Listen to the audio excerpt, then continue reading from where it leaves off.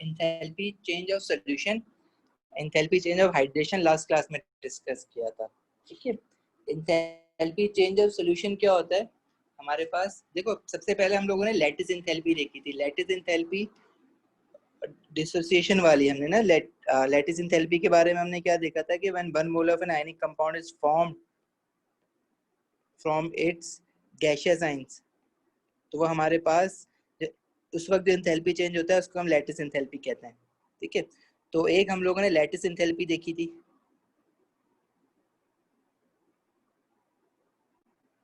Lattice enthalpy पढ़ाते वक्त मैंने कहा था कि दो तरह से लैटिस इंथैल्पी को देख सकते हो कि लैटिस को अगर ब्रेक कर रहे हो और या लैटिस की अगर फॉर्मेशन कर रहे हो। लेकिन फिर हम लोगों ने साथ में ये बात भी करी थी कि हम लोग लैटिस एनर्जी को देखेंगे कि हम लोग उसकी फॉर्मेशन अगर कर रहे हैं, लैटिस ब्रेकिंग या लैटिस डिसोसिएशन इंथैल्पी को हम लोग नहीं कंसिडर कर रहे होते हमारे क्वेश्चन पॉइंट ऑफ व्यू से। सिलेबस में हमें बोलता है कि लैटिस फॉर्मेशन इंथैल्पी के टर्म्स में इनको बताओ। लैटिस फॉर्मेशन इंथैल्पी जब बनाओगे तो उसका सिंबल ये हो जाएगा। ठीक है, स्टैंडर्ड कंडीशंस पे तो स्टैंडर्ड का साइन लगा देना। होता क्या है लैटिस फॉर इंथैल्पी या lattice formation enthalpy when one mole of an ionic compound is formed, अगर लेट से मैं कह रहा हूं NaCl बना है from its gaseous ions, sodium का जो गैसियस आयन होगा वो Na positive one gaseous ion होगा, क्लोरीन का जो होगा Cl negative one gaseous ion होगा। तो this enthalpy change is known as lattice enthalpy. सही है।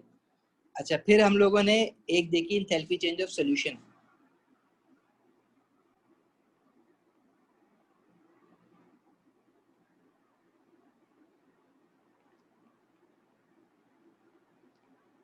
इंथैल्पी चेंज ऑफ सॉल्यूशन क्या होता है? डेल H ऑफ सॉल्यूशन, ये क्या होता है? It is the energy absorbed और released when one mole of an ionic solid dissolves in sufficient water to form a dilute solution.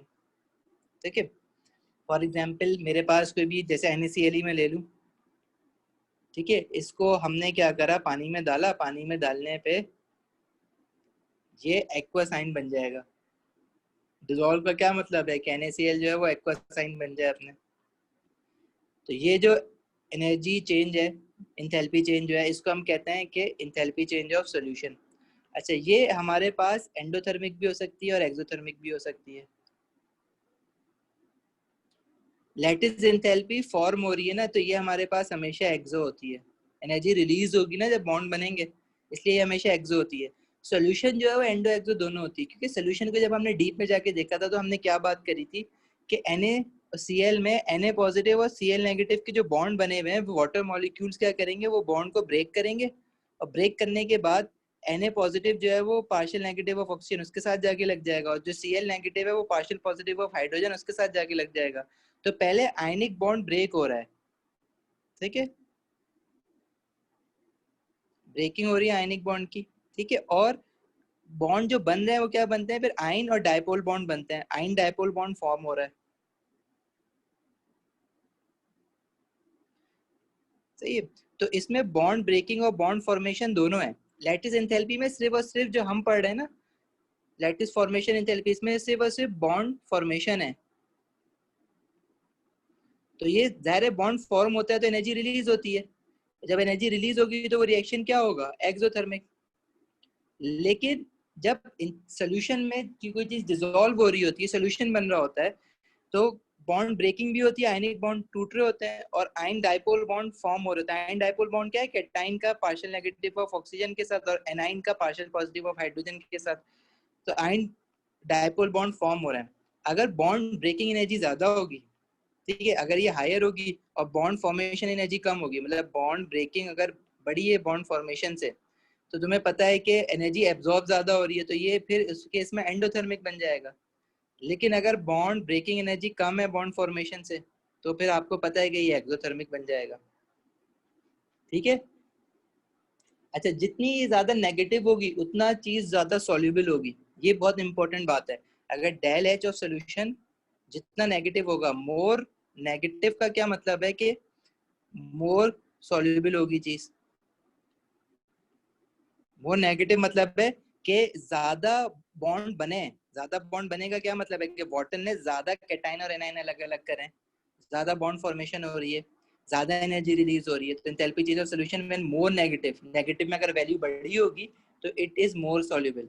ठीक है, फॉर एग्जांपल मैं कह रहा हूँ कि एंथैल्पी चेंज ऑफ सॉल्यूशन, अब थोड़ी सी यहाँ पे मैथ्स है, इसको देखना। अगर मैं कहूँ कि मेरे पास कोई आयनिक कंपाउंड है जो डिसॉल्व होने पर उसकी enthalpy change of solution 40 kilo joule पर मोल है, सही है, तो इसको मैं अकेले देख के नहीं बता सकता कि ये सॉल्यूबल ज्यादा है या कम है, मैं कंपेयर करूंगा ना, क्या पता ये इनसॉल्युबल भी हो, क्या पता ये सॉल्युबल हो।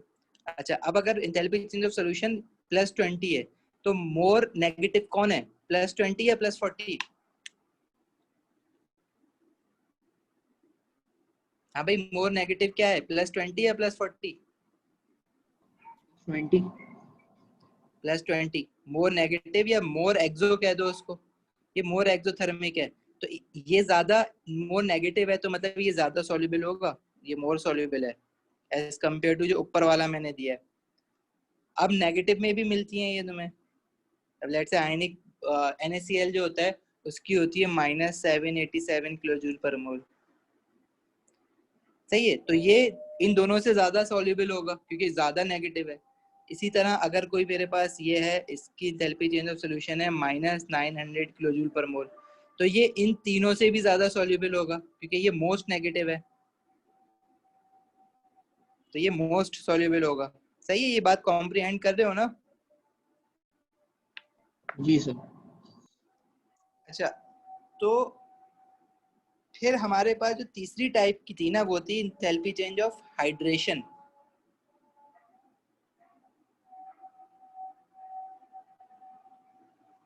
Standard enthalpy change of hydration जो हमने पढ़ी है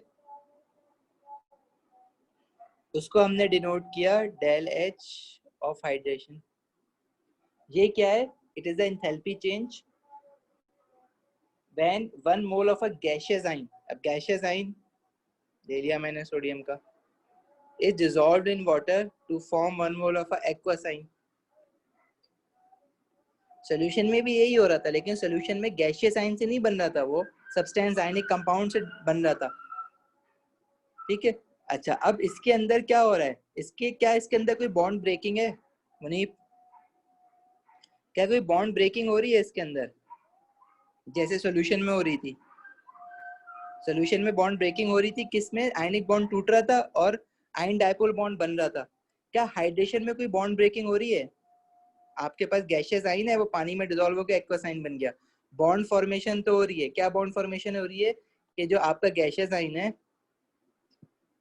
उसके साथ वाटर जो है वो बॉन्ड बना लेगा, H2O जो है वो कैसे बॉन्ड बनाएगा, ऑक्सीजन का जो पार्शियल नेगेटिव है उसके साथ आके जुड़ जाएगा, सही है।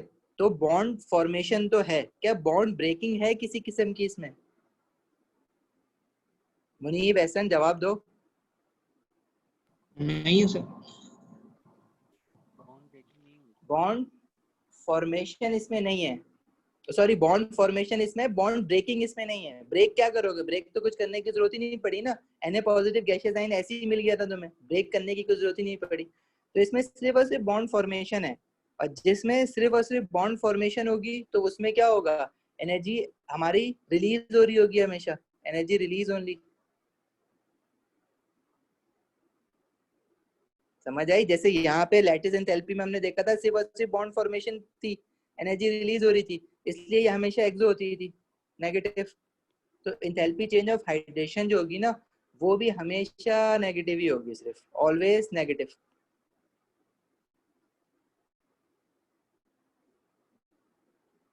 इसने भी पॉजिटिव नहीं होना है। अगर मैं समराइज करूँ ना तो मैं तुमसे ये कह रहा हूँ कि जो मेरी लैटिस एंथैल्पी है ना वो हमेशा एक्सो ही रहती है, क्योंकि उसमें सिर्फ और सिर्फ बॉन्ड फॉर्मेशन हो रही होती है, गैसियस आयन से आयनिक कंपाउंड बन रहा होता है। लेकिन अगर मैं एंथैल्पी चेंज ऑफ सॉल्यूशन की बात करूं तो इसमें बॉन्ड ब्रेकिंग भी है, आयनिक बॉन्ड टूट रहे हैं और आयन डायपोल बॉन्ड बन रहे हैं, तो ये एंडो भी हो सकती है और एक्सो भी हो सकती है, मतलब पॉजिटिव भी मिलेगी नेगेटिव भी मिलेगी। और एंथैल्पी चेंज ऑफ हाइड्रेशन की अगर बात करूं तो ये आपको सिर्फ और सिर्फ क्या मिलनी है, नेगेटिव ही मिलनी है, एक्सो ही होगी, क्योंकि सिर्फ और सिर्फ बॉन्ड फॉर्मेशन है इसके अंदर, गैसियस आयन से एक्वस आयन बन रहा है, सही है। ये चीज याद रखना, ये चीज देखो आगे यूज होनी है अभी एक्सप्लेनेशन में।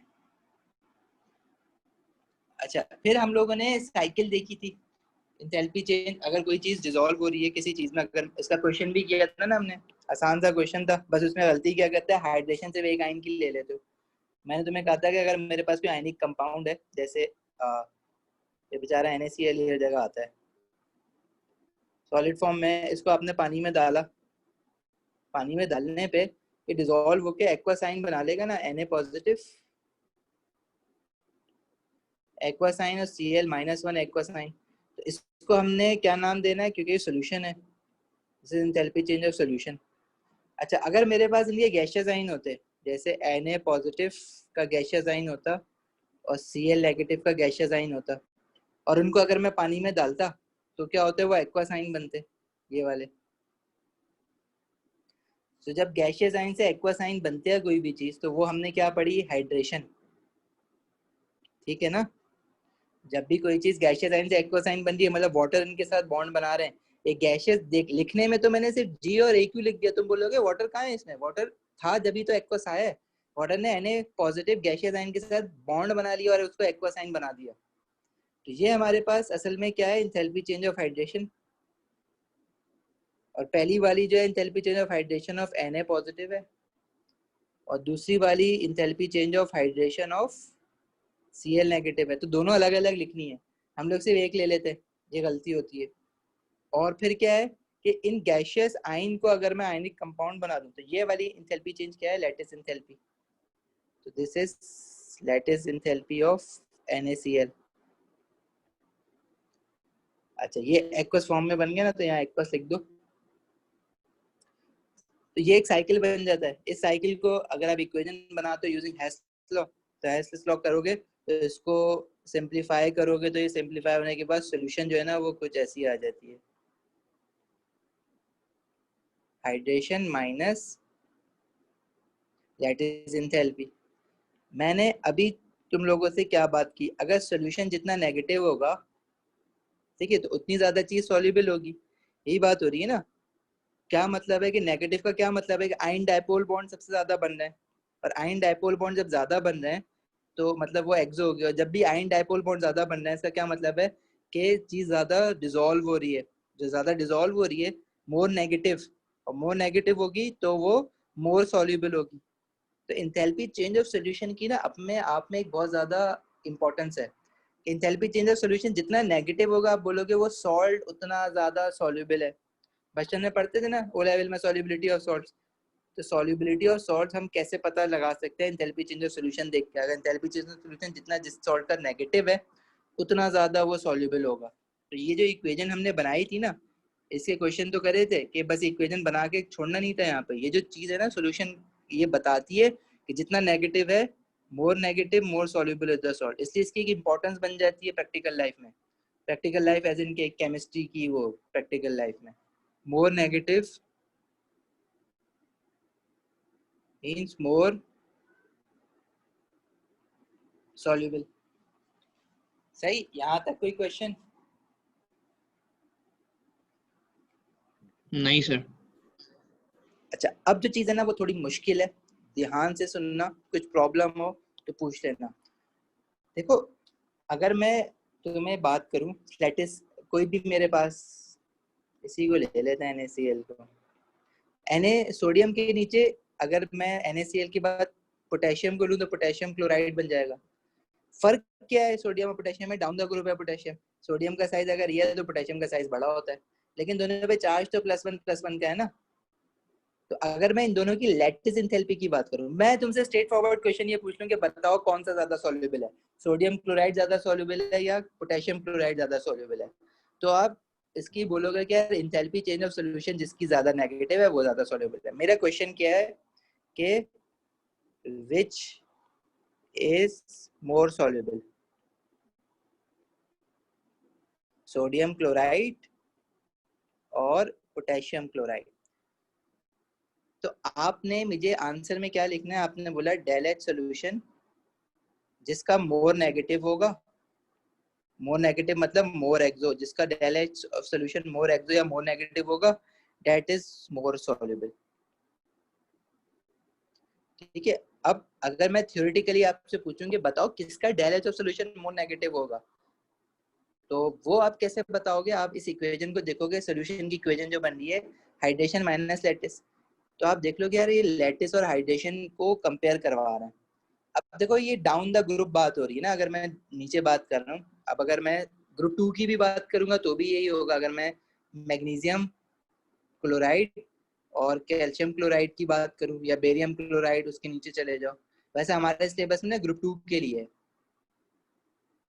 तो अगर मैं ग्रुप 2 की देखूं तो क्या फर्क पड़ेगा, ये मुझे देखना है। देखो डाउन द ग्रुप हम जा रहे हैं तो कैटायनिक साइज इंक्रीज हो रहा है as we are moving down the group. तो कैटायनिक साइज हमारा इंक्रीज हो रहा है। कैटायनिक साइज इंक्रीज होने का क्या मतलब है कि उनकी लैटिस एंथैल्पी क्या हो रही होगी, वो फॉर्मूला याद है, के Q1 Q2 और आर स्क्वायर। साइज इंक्रीज हो रहा है मतलब रेडिया इंक्रीज, सेपरेशन इनके बीच में इंक्रीज होगी। सेपरेशन इंक्रीज होगी तो फोर्स ऑफ अट्रैक्शन डिक्रीज होगी। साइज बड़ा हो रहा है ना, मैंने याद करवाया था ना lattice enthalpy factors affecting lattice enthalpy. जब साइज बड़ा होता है तो लैटिस एंथैल्पी डिक्रीज होती है, तो इनकी जो एंथैल्पी चेंज ऑफ लैटिस है वो डिक्रीज हो रही होगी। अच्छा, एंथैल्पी ऑफ लैटिस डिक्रीज हो रहा है। इसी तरह अगर मैं हाइड्रेशन की बात करूं तो हाइड्रेशन जो है दोनों की अलग अलग दिखनी पड़ेगी, मैग्नीशियम की अलग, क्लोराइड की अलग। अच्छा, मैग्नीशियम 2 पॉजिटिव क्लोराइड नेगेटिव, लेकिन नीचे भी क्लोराइड नेगेटिव ही है ना, क्लोराइड तो नेगेटिव ही है, सेम सेम है। लेकिन कैल्शियम 2 पॉजिटिव को देखो तो कैल्शियम का साइज बड़ा हो गया है।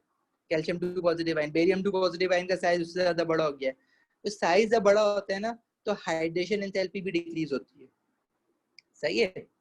तो एक चीज और ये याद रख लेना, हाइड्रेशन एंथैल्पी भी हमारे पास, लैटिस एंथैल्पी हमारे पास डिक्रीज होती है। Lattice decrease in lattice enthalpy का रीजन क्या है, वो रीजन ये है कि जब हमारे पास साइज बड़ा होता है और चार्ज सेम है, ठीक है, तो लैटिस एंथैल्पी डिक्रीज होती है। और हाइड्रेशन एंथैल्पी भी डिक्रीज होती है। और हाइड्रेशन एंथैल्पी डिक्रीज होने का मतलब क्या है, केवल लेस एक्सोथर्मिक हो रही है दोनों, ये भी डिक्रीज हो रही है। डिक्रीज होने का मतलब क्या है इनका, लैटिस एंथैल्पी जितनी नेगेटिव होती है हम उसको कहते हैं वो उतनी ज्यादा है, ठीक है। तो ये लेस एक्सो होती हैं दोनों, ये भी लेस एक्सो होगी, ये भी लेस एक्सोथर्मिक होगी। सही है। अब हमें ये देखना होता है कि कौन सी ज्यादा डिक्रीज हो रही है। अब अगर इंथैल्पी चेंज ऑफ सॉल्यूशन देखो तो इंथैल्पी चेंज ऑफ सॉल्यूशन जितना नेगेटिव आएगा उतना हमारे लिए अच्छा है। अब हाइड्रेशन क्या कहते हैं, हाइड्रेशन हमारे पास डिक्रीज हुई है और लैटिस भी डिक्रीज हुई है। जब दोनों डिक्रीज हो रही है ना, ये दोनों डिक्रीज हो रही हैं, तो हमारे पास इंथैल्पी चेंज ऑफ सॉल्यूशन जो है वो मोर पॉजिटिव की तरफ आना शुरू हो जाता है। डिपेंड करता है। फॉर एग्जांपल मेरे पास हाइड्रेशन इंथैल्पी जो है वो पहले -50 थी और लैटिस इंथैल्पी जो थी वो -100 थी। अब हाइड्रेशन इंथैल्पी डिक्रीज हुई बाय -40, दोनों डिक्रीज हो रही है ना, साइज बढ़ रहा है। और लैटिस इंथैल्पी जो डिक्रीज हुई है वो हो गई है माइनस लेट्स से 60। तो जरा दोनों के सोल्यूशन निकालो, दोनों डिक्रीज हो रही हैं। लैटिस में थोड़ा ज्यादा डिक्रीज आ रहा है, हाइड्रेशन में थोड़ा कम डिक्रीज आ रहा है, लेकिन डिक्रीज दोनों में आ रहा है, दोनों लेस एक्सो होती जा रही है। -50 से -40 मीन लेस एक्सो। अच्छा, इसका आंसर निकालोगे पहले वाले का तो वो आ रहा है -50 + 150 और +50 आ रहा है, ठीक है। और दूसरे वाले का निकालोगे तो वो आ रहा है -40 + 60 आ रहा है +20। अच्छा, जो जितना हमारे पास क्या कहते हैं, अगर मैं यहाँ से इन इस डेटा को अगर कंपेयर करूँ ना तो enthalpy change of solution more negative कौन सा हो गया, दूसरा वाला, दिस हैज बिकम मोर एक्सो। तो it means this is more soluble, this has become more soluble. अच्छा, अब ये अगर हम इसकी इस तरह से बात करें ना, क्या कहते हैं, अच्छा क्लोराइड्स जो है ना, क्लोराइड्स को हमें स्टडी नहीं करना है, क्लोराइड्स हमारे पास सिलेबस में नहीं है। हमारे पास ग्रुप 2 के सल्फेट्स और हाइड्रोक्साइड्स की सॉल्युबिलिटीज को कंपेयर करना है विद एक्सप्लेनेशन। और एक्सप्लेनेशन में हमें सबसे पहले ये वाली इक्वेशन यूज करनी है, solution is equal to hydration minus lattice enthalpy. और उनके लैटिस एंथैल्पी का चेंज और हाइड्रेशन एंथैल्पी का चेंज हमें नोटिस करना है, उसके हिसाब से हमें एक्सप्लेनेशन बनानी है। अच्छा, यहाँ तक समझ आया है, आगे बढ़े। जी सर, आगे बढ़े। मुनीब, मुनीब तुम्हारी कुछ आवाज रिस्पॉन्स कुछ भी नहीं आ रहा, आवाज नहीं आ रही क्या, चैट में लिख दो, क्या हो गया, मोबाइल पे ले रहे हो क्या क्लास। तो देखो एक चीज तो तुम ना पहले अपना रूल बना लो, क्या है कि डाउन द ग्रुप हम जाएंगे ना, तो चेंज इन हाइड्रेशन एंथैल्पी क्या हो रहा होगा, चेंज इन लैटिस एंथैल्पी क्या हो रहा होगा। तो change in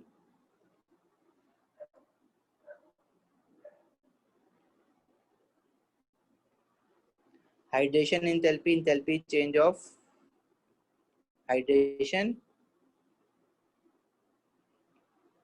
down the group two. Down the group two जब हम जाएंगे तो कैटायनिक साइज इंक्रीज हो रहा है, इतना तो हमें पता है। ठीक है, पहली बात, हाइड्रेशन एंथैल्पी हमेशा नेगेटिव में ही होती है। हाइड्रेशन एंथैल्पी जो मैंने एग्जांपल दी है ना पीछे यहाँ पे, ये मैंने देखो नेगेटिव में डाली है, लैटिस भी नेगेटिव में डाली है। ठीक है, पॉजिटिव अगर तुम डालते तो वो गलत हो जाता है, क्योंकि हाइड्रेशन एंथैल्पी जो है ना वो हमेशा नेगेटिव ही होती है। सबसे पहले तो तुम्हें ये बात याद देखो, अब तुम्हें इसमें जो है ना अपना आंसर निकालना है। अगर ये बात थोड़ी कच्ची पक्की भी समझ आती है ना, तो हमें जो है वो अल्टीमेटली अपना आंसर निकालना है। और जैसे कार्बोनेट्स में था ना, कार्बोनेट्स और नाइट्रेट्स में कि समझ नहीं आ रहा तो वो याद कर लेना आखिरी आंसर, तो यहाँ पे भी कुछ ऐसी ही कहानी है। अगर समझ नहीं आ रहा होगा तो आखिर में तुम्हें आंसर याद करा दिया जाएगा, लेकिन पूरी कोशिश करोगे तुम्हें अभी समझ आए। पहली बात तो एक याद रखना कि hydration enthalpy are always negative, enthalpy change of hydration are always negative या ऑलवेज एक्सो। अच्छा, दूसरा पॉइंट ये याद रखो कि डाउन द ग्रुप, हमारे पास ग्रुप टू की बात करें ना, तो down the group DTG means down the group, charge तो सेम रहेगा, चार्ज स्टेज सेम। अगर ग्रुप टू की बात कर रहा हूँ तो वो कैल्शियम हो चाहे बेरियम हो चाहे मैग्नीशियम हो, चार्ज तो प्लस टू ही रहेगा, लेकिन कैटायनिक साइज जो है ना वो डाउन द ग्रुप इंक्रीज होगा। But cationic size increases. ठीक है, कैसे, जैसे ग्रुप टू हमारे सिलेबस में है ही group two, talking about magnesium, then calcium, then barium, then strontium, plus two plus two plus two plus two. Charge तो प्लस टू रहेगा, लेकिन साइज जो है ना वो जैसे मैग्नीशियम का ये था तो कैल्शियम का बड़ा हो जाएगा, बेरियम का और बड़ा, स्ट्रोंशियम का सबसे बड़ा। साइज, कैटायनिक साइज इंक्रीज होगा। अच्छा, जब कैटायनिक साइज इंक्रीज होता है तो याद रखना hydration enthalpy decreases, enthalpy change of hydration decreases with increase in size. Decrease होने का क्या मतलब है, enthalpy change of hydration less exo हो जाएगी, लेस एक्सो या लेस नेगेटिव हो जाएगी।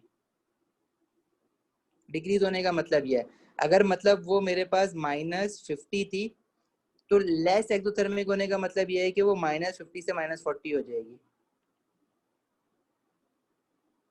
ठीक है, इसमें बड़ा कंफ्यूज हो जाते हैं बच्चे। लेस एक्सो होने का मतलब हमारे पास ये होता है कि -50 से -40 हो जाएगी। वो बोलते हैं कि लेस हो रहा है ना, तो क्या कहते हैं, माइनस में साइन हो तो उसको फिर इसका क्या मतलब है कि एनर्जी रिलीज हो रही है। ठीक है, मेक श्योर ये बात तुम लोगों को समझ आए। तो कहते हैं माइनस में, वो मैथ्स लगा देते हैं यहाँ पे, कहते हैं कि माइनस में अगर हम नंबर लाइन देखें तो ये 0 है, ये -50 होगा, ये -40 होगा। तो नंबर लाइन के हिसाब से अगर हम कह रहे हैं कि चीज लेस हुई है, तो लेस होने का मतलब तो ये होता है कि -50 से पीछे जाए, अब आगे चले गए, तो ग्रेटर में चला जाता है माइनस में। नंबर लाइन पे 0 की तरफ जा रहे हो तो ग्रेटर होगी ना चीज, लेकिन हम तो कहते हैं कि लेस हो रही है। तो लेस का मतलब यहाँ पे ये है कि एनर्जी कम रिलीज हो रही है। तो अगर मैं बात कर रहा हूँ ना एंथैल्पी चेंज ऑफ हाइड्रेशन की, लैटिस एंथैल्पी की, तो मोर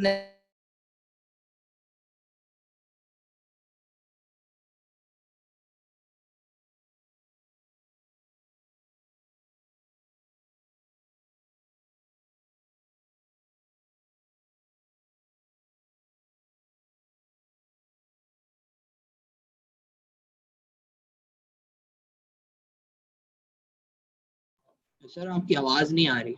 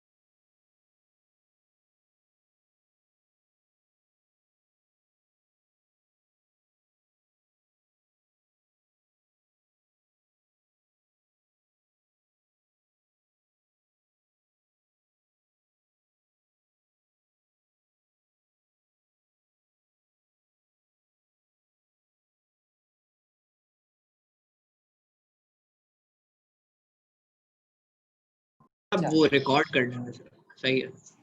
हाँ मैंने बोल दिया।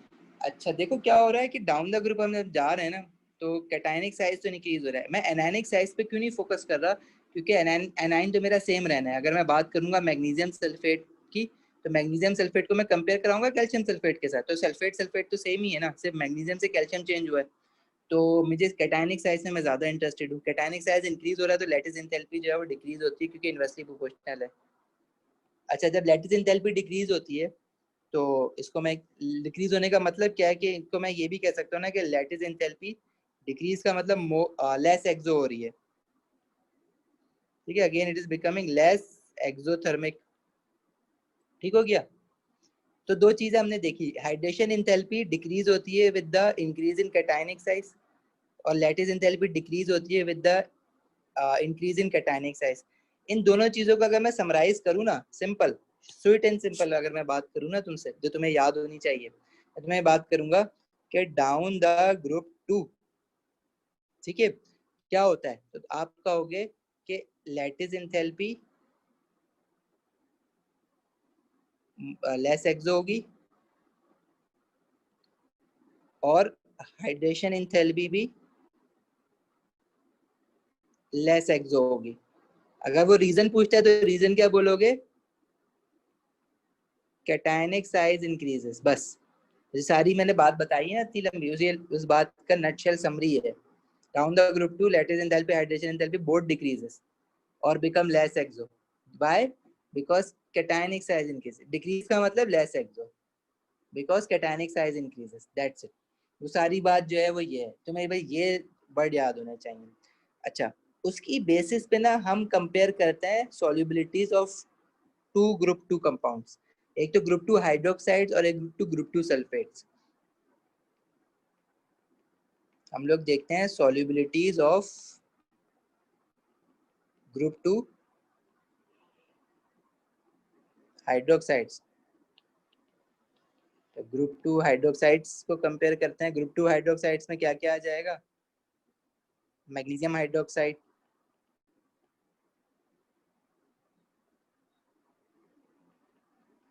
Calcium hydroxide, barium hydroxide, strontium hydroxides. इसी तरह सल्फेट्स की अगर बात करो तो ग्रुप 2 सल्फेट्स में भी तुम्हें पता है क्या क्या आ जाएगा,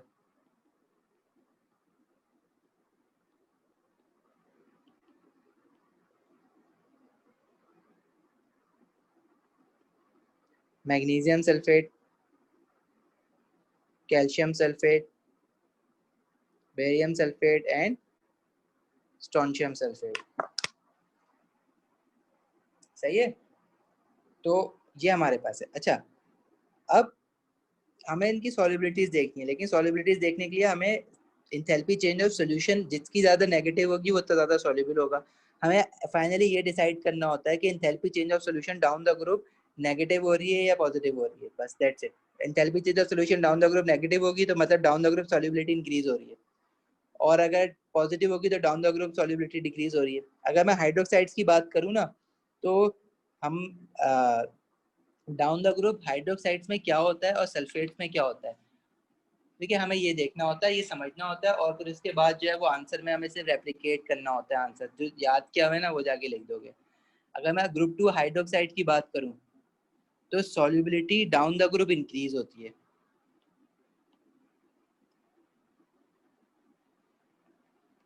solubility of group 2 hydroxides down the group increases, ठीक है।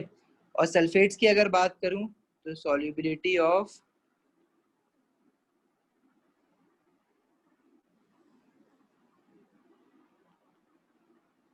ग्रुप 2 सल्फेट्स, सल्फेट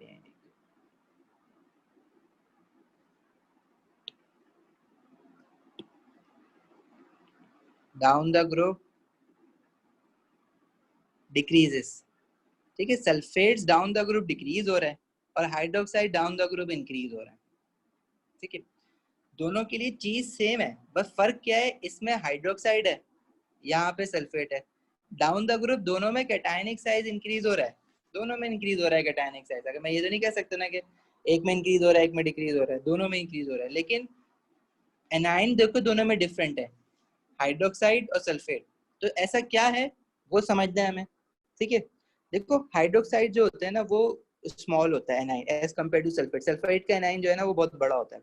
अगर मैं तुम्हें बोलूँ ना तो OH नेगेटिव आइन जो है ना hydroxide A9 are small,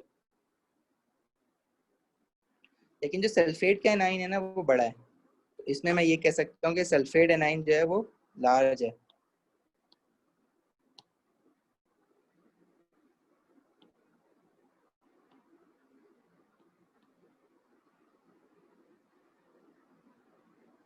SO4 2 negative ion are very large, ठीक है। अच्छा, डाउन द ग्रुप दोनों में, down the group cationic size इसमें भी इंक्रीज हो रहा है, और डाउन द ग्रुप अगर मैं इसमें सल्फेट्स में बात कर रहा हूँ तो कैटाइन जो है मैग्नीशियम कैल्शियम बेरियम वगैरह ये इसमें भी इंक्रीज हो रहा है, ठीक है। कैटाइन दोनों में इंक्रीज हो रहा है साइज उनका।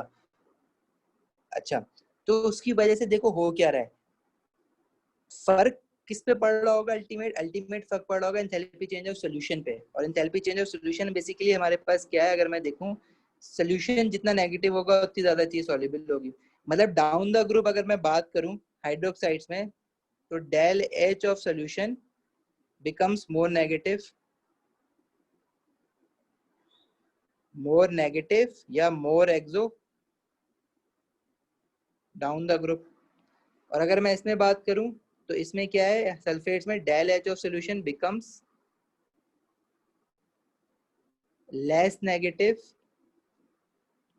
या less exo down the group. यही बात है ना एहसन, ये बात समझ रहे हो। अगर मैं कह रहा हूँ कि सॉल्युबिलिटी हाइड्रोक्साइड्स की इंक्रीज हो रही है तो enthalpy change of solution more negative होना चाहिए, और अगर सल्फेट्स की डिक्रीज हो रही है डाउन द ग्रुप तो enthalpy change of solution less negative होना चाहिए डाउन द ग्रुप। नीचे जाते जाते मतलब स्ट्रोंशियम सल्फेट की जो सॉल्यूशन है वो क्या कहते हैं लेस नेगेटिव होगी as compare to magnesium sulphate. ये बात कॉम्प्रिहेंड कर पा रहे हो, समझ आ रही है बात यहाँ तक?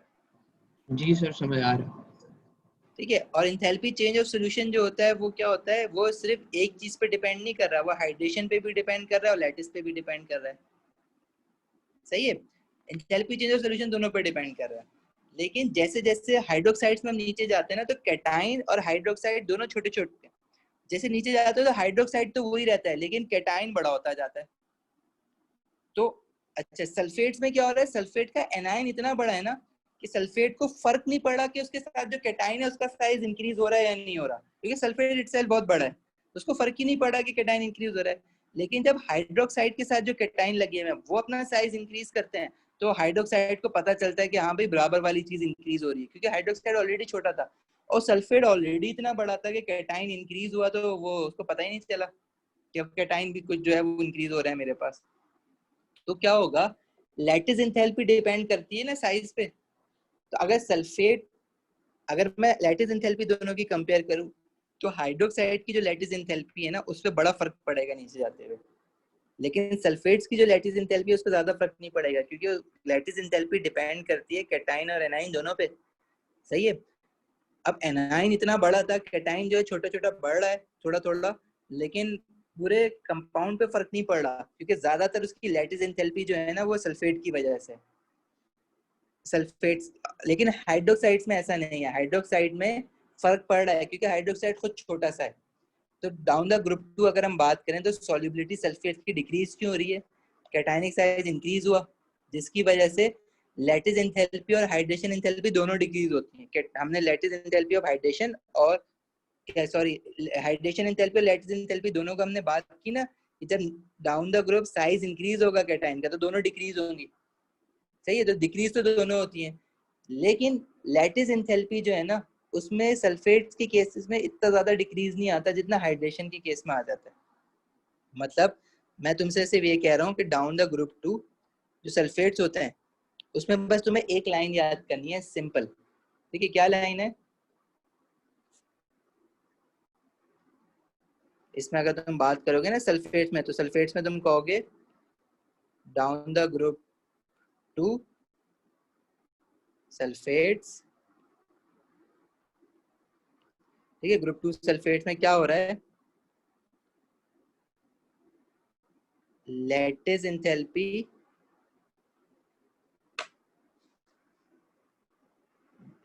बल्कि इसको ना इस तरह से फ्रेज करो, decrease in hydration enthalpy is greater than decrease in lattice enthalpy। सही है, मतलब decrease in hydration enthalpy is greater than decrease in lattice enthalpy. Hydration enthalpy ज्यादा डिक्रीज हो रही है as compare to lattice enthalpy. बस तो अगर, क्योंकि लैटिस एंथैल्पी क्यों नहीं कम हल्के हल्के डिक्रीज हो रही है, क्योंकि सल्फेट इतना बड़ा है, कैटाइन उसके साथ जो है वो छोटे छोटे बढ़ भी रहे हैं तो कोई फर्क नहीं पड़ा सल्फेट की जात पे। ठीक है, क्या बताना चाह रहा हूँ मैं, सल्फेट देखो इतना बड़ा है, ये सल्फेट है, अब उसके साथ पहले लगा हुआ था मैग्नीशियम, अच्छा भाई, फिर उसके साथ आगे लग गया कैल्शियम, ठीक है भाई, फिर उसके साथ आगे लग गया बेरियम, और फिर उसके साथ आगे लग गया स्ट्रोंशियम। तो ये बढ़ तो रहे हैं केटायनिक साइज, लेकिन सल्फेट खुद इतना बड़ा है कि फर्क ही नहीं पड़ा। हाँ, हाइड्रेशन एंथैल्पी डिपेंड कर रही है दोनों आइंस पे। तो हाइड्रेशन एंथैल्पी जो है वो साइज बड़ा हो रहा है तो हाइड्रेशन एंथैल्पी भी डिक्रीज हो रही है और लैटिस एंथैल्पी भी डिक्रीज हो रही है, लेकिन जो डिक्रीज इन हाइड्रेशन एंथैल्पी वो ग्रेटर है as compare to decrease in lattice enthalpy. मतलब इसको अगर मैं एग्जांपल्स लेके बोलूँ ना तुम्हें, तो मैं तुम्हें इस तरह से समझाता हूँ। पास अगर मुझे एंथैल्पी चेंज ऑफ सॉल्यूशन निकालना है, ठीक है, वो कैसे निकाल सकते हैं हम, हाइड्रेशन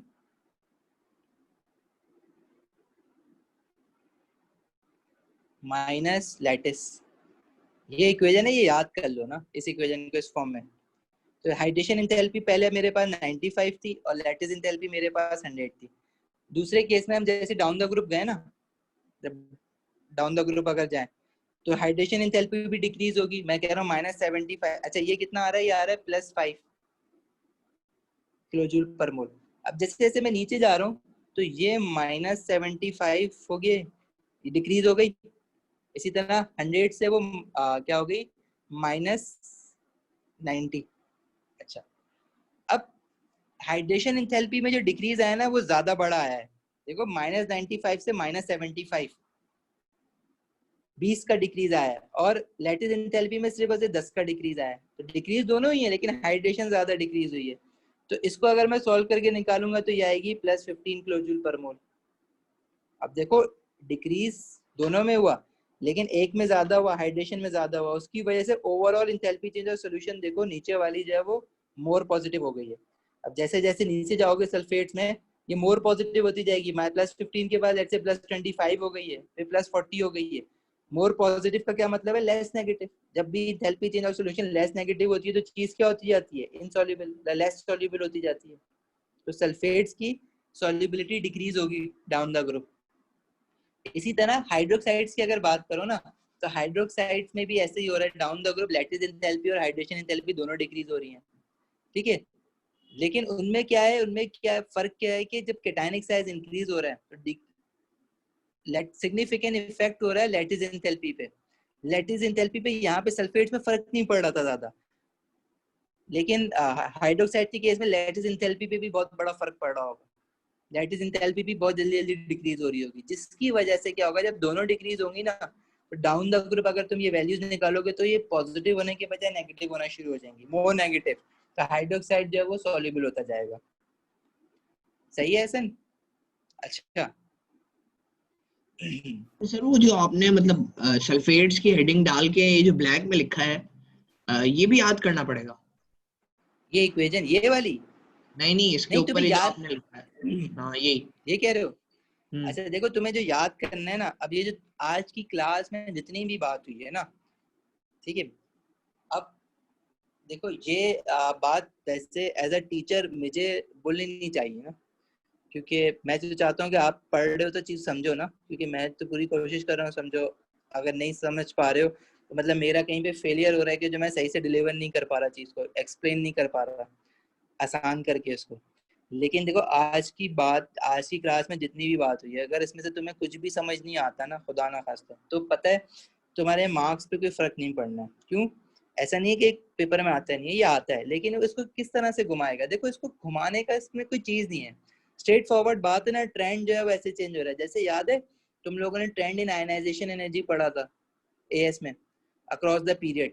तो उसमें से दो डिप आती है ना, sodium aluminium, sorry sodium magnesium और एल्यूमिनियम पे एक डिप आती थी उसमें। इस जी पहले सर। सोडियम की होती है, फिर मैग्नीशियम की, और फिर एल्यूमिनियम की डिप आती है, फिर सिलिकॉन फास्फोरस सल्फर पे डिप आती है। तो इन डिप के आपने रीजन याद किए हुए थे ना, बस उसके अलावा तो नहीं घुमा सकता था। वो आता था तो वो आपने रीजन लिखना होता था रटा रटाया, अगर जिन लोगों को वो समझ नहीं आए। तो यहाँ पे भी बिल्कुल ना देखो ऐसी कहानी है, लेकिन समझने की कोशिश जरूर करना।